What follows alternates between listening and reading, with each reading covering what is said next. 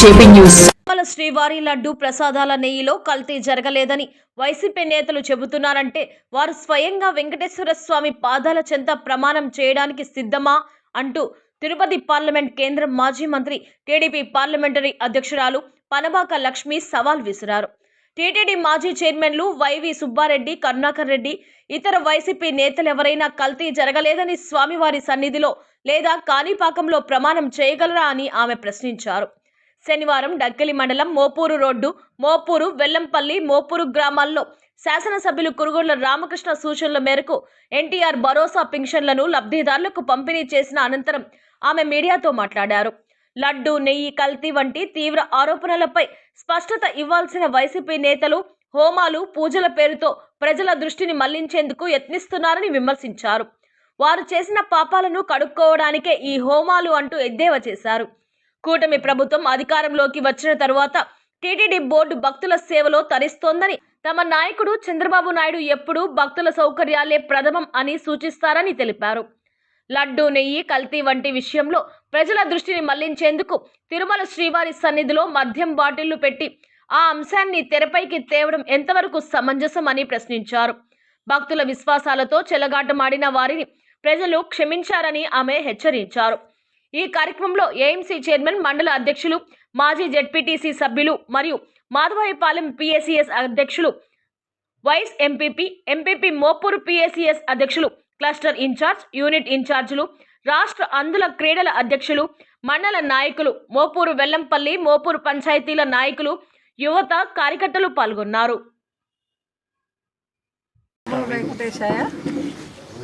ఈ రోజున ఎన్టీఆర్ భరోసా కార్యక్రమం కింద వెంకటగిరి నియోజకవర్గంలోని దక్కిలి మండలంలో మోపూరు గ్రామానికి, పంచాయతీకి ఈ రోజున మేము పెన్షన్ల పంపిణీ కార్యక్రమానికి రావడం జరిగింది. దాదాపుగా 6,000 పైచీలకు ఈ మండలంలో మొత్తం మీద ఉన్నాయి. ఈ మోపూరు, వడ్ల మోపూరు పంచాయతీలోనే దగ్గరగా 100 పెన్షన్ల పైచీలుగా ఉన్నాయి. మా ప్రభుత్వం అధికారంలోకి వచ్చినాక చంద్రబాబు నాయుడు గారు, లేకపోతే కూటమి ప్రభుత్వంలో మన ఉప ముఖ్యమంత్రి పవన్ కళ్యాణ్ గారు అయితేనేమి, నరేంద్ర మోడీ గారి డైరెక్షన్లో పేదలందరికీ మనము సహాయం చేయాలా అని ఏదైతే మేము మేనిఫెస్టోలో పెట్టామో దాని ప్రకారంగా 4,000 తొలి విడతగా మేము ఇవ్వటం జరిగింది. ముఖ్యంగా మేమేమి ఇన్స్టాల్మెంట్స్ మీద ఇవ్వటం లేదు, ఒకటే పరంగా 4,000 ఇస్తూ ఉన్నాము. ఫస్ట్లో అయితే 6,000 ఇచ్చున్నాము, అంతకుముందు కలిపి. తర్వాత వికలాంగులకి 6,000 లెక్కన ఇస్తున్నాము. బెడ్ రెస్ట్ ఉన్న వాళ్ళకి 10,000 లెక్కన పెన్షన్లు ఇవ్వటం జరుగుతూ ఉంది. అలాగే తల్లికి వందనం అని చెప్పనేసి ఒక ఇంట్లో ఎంతమంది పిల్లలుంటే అంతమంది పిల్లలకి 15,000 చొప్పున ఇవ్వటం కూడా జరుగుతుంది.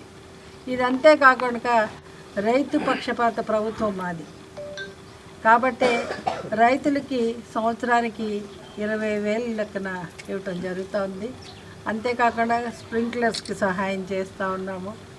అంతేకాకుండా గ్రీన్ రెవల్యూషన్కి శ్రీకారం చుట్టిన వ్యక్తి అక్కడైతే నరేంద్ర మోడీ గారు, ఇక్కడ మా చంద్రబాబు నాయుడు గారు.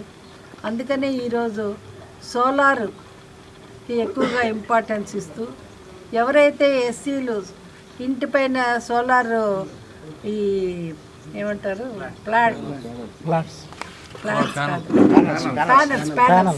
ప్యానెల్స్ పెడతారో వాళ్ళందరికీ కూడా ఉచితంగానే ఇవ్వటం జరుగుతుందని చెప్పడం కూడా జరిగింది. బీసీలకు కూడా సబ్సిడీ రూపంలో ఇవ్వటం కూడా జరుగుతూ ఉంది.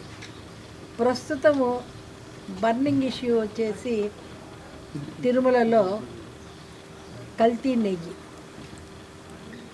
మీరు ఒకటి గమనించాలా, డబ్బులు నష్టపోయామని మా చంద్రబాబు నాయుడు గారు బాధపడలే. వాళ్ళు ఏదో తిన్నారు, లేకపోతే టీటీడీకి నష్టం వచ్చింది అనేది కాదు. మనది ఒక సెంటిమెంట్తో కూడింది ఇది. ప్రజల ముఖ్యంగా హిందువుల మనోభావాలు దెబ్బతినకూడదు, అలాగే ప్రజల యొక్క ఆరోగ్యం కూడా దెబ్బతినకూడదు అన్న దీంతోటే మేము ఆ దృష్టితోటే మేము ముందుకెళ్తున్నామే కానీ వేరే ఉద్దేశం కూడా కాదు. ఆ టైపులో ఈ కరుణాకర్ రెడ్డి గారు కానీ వైసీపీ పార్టీ వాళ్ళందరూ ఏం చేస్తున్నారంటే అందులో యానిమల్ ఫ్యాట్ లేదు కానీ కెమికల్స్ ఉన్నాయి. చుక్క వెన్న లేకుండా లడ్డు తయారు చేసి కెమికల్స్ తోటే తయారు చేశారు. అవి అన్ని ల్యాబ్ టెస్టుల్లోనూ రుజువయ్యింది. అది వదిలేసి వాళ్ళు మా మీద అనవసరంగా నిందలు మోపారు అని ఏదేదో మాట్లాడుతున్నారు. ఫస్ట్ మైసూర్ ఇచ్చిన ల్యాబ్ రిపోర్ట్ ప్రకారమే యానిమల్స్ సంబంధించిన ఫ్యాట్ ఉందని చెప్పి వాళ్ళు చెప్పినాకే చంద్రబాబు నాయుడు గారు కానీ పవన్ కళ్యాణ్ గారు కానీ దాని గురించి మాట్లాడారు. అంతేగాని వాళ్ళని ఏదో బ్లేమ్ చేయాలని కాదు. మాకు ప్రజల ఆరోగ్యం కావాల్సిన మాకు మెయిన్ ఇది. ఈ కెమికల్స్ మూలాన ఏమవుతుందంటే మనిషిలో డిజార్డర్ వస్తుంది, గ్యాస్ట్రిక్ ప్రాబ్లమ్స్ వస్తుంది, నర్వ్స్కి సంబంధించిన ప్రాబ్లమ్స్ వస్తుంది. ఇవన్నీ పక్కన పెట్టేసి ఏదేదో చెప్తున్నారు. అసలు కరుణాకర్ రెడ్డి గారు కానీ సుబ్బారెడ్డి గారు కానీ లేకపోతే ఇంకెవరైనా కూడా వైసీపీ లీడర్ని నమ్మనండి. ఆ వెంకటేశ్వర స్వామి దగ్గర ప్రమాణం చేస్తాం మేము. వాళ్ళు కలపలేదని చెప్పమనండి, మేము కలిపామని మేము నిరూపిస్తాం. ధైర్యం ఉంటే దీనికి మేము ఓడిపోతే మేము దేనికైనా సిద్ధమే. వాళ్ళు సిద్ధమా? నేను సవాలు ఇస్తున్నాను వాళ్ళకి. ఊరికే హోమాలు చేయటము, చేసిన పాపాలు కడుక్కోటానికి హోమాలు చేస్తూ ఇంకేదేదో చెప్పుకొస్తారు.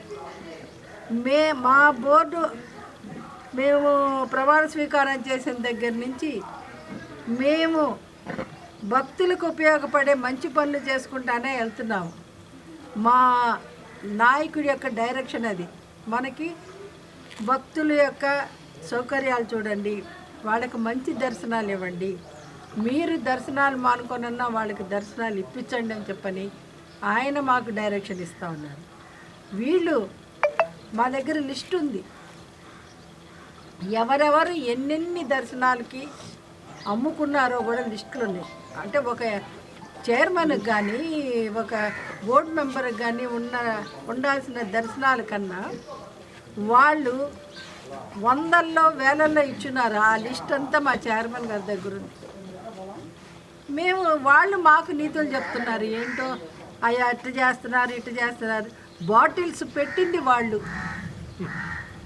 మళ్ళీ బాటిల్స్ని తీసుకెళ్ళారు, మా మీద బురద తలటాకని చెప్పి మాట్లాడతారు.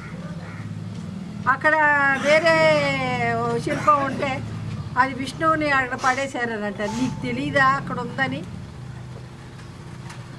మా మీద ఏదో చెయ్యాలా అని చెప్పనని నువ్వు చూపిస్తే ఈవెన్ వెంకటేశ్వర స్వామి కూడా నిన్ను క్షమించడని చెప్పి నేను తెలియజేస్తాను. మేము సిద్ధం. మీరు వచ్చి కాణిపాకంలో ప్రమాణం చేస్తారా, లేకపోతే వెంకటేశ్వర సంపాదాల దగ్గర ప్రమాణం చేస్తారా? కల్తీ ఎవరు చేశారనేది మేమే తెలుస్తాము.